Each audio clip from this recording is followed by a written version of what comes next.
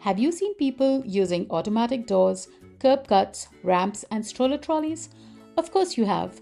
These are services and products we use every day in our lives and are examples of universal design. What is universal design? Well, the term universal design was coined by Ronald Mace, who was a professor of architecture in the University of North Carolina. He was struck by polio at age 9, but with the support of his parents and his own determination, went to college and obtained a degree in architecture. He later went to teach architecture in the University of North Carolina and founded the Center for Accessible Housing in 1989, now known as the Center for Universal Design. He advocated for accessibility in building design, prohibiting disability discrimination, and fair housing amendments, and came up with the 7 principles of universal design, which form the background to universal design for learning. The concept of universal design has since been applied in various fields, including the field of teaching and learning. In this video, we will get to know what Universal Design for Learning, or UDL, is, and students will be able to summarize the 3 principles of Universal Design for Learning, use examples to explain UDL on a written assignment, and submit it in D2L. Let's unpack the term Universal Design for Learning to understand it better. What does universal mean? It means a curriculum that can be used and understood by everyone. Each student brings with them their background, needs, strengths, and interests, and the curriculum should provide genuine learning opportunities for every student. What does learning in UDL mean? Neuroscience tells us that the human brain has 3 broad networks. Recognition, this is the what of learning. Skills and strategies, the how of learning. Affective network, the why of learning. Students need to gain knowledge, skills, and enthusiasm for learning. Because learning is not one thing, every learner is unique, and one size does not fit all. So how do we make a curriculum that challenges and engages diverse learners?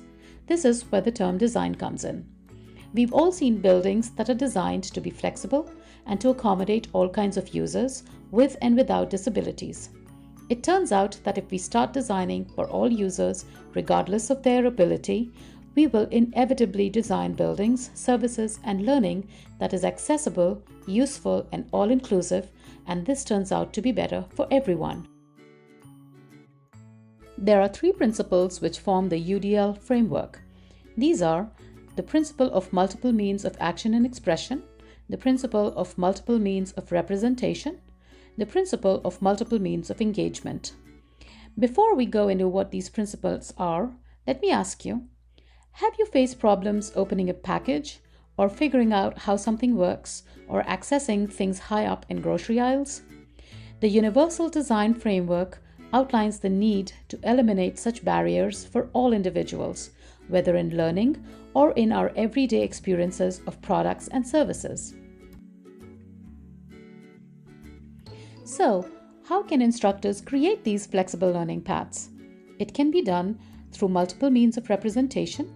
Instructors could present content and information in multiple media formats and use graphics, animation, highlight critical features, activate and recall background knowledge, and support vocabulary so that students can acquire the knowledge being taught in multiple ways.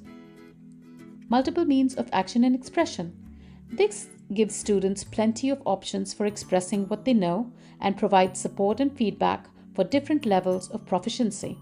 Instructors can include written essays, practical exams, charts and graphics, reenactments, oral presentations, illustrations, etc.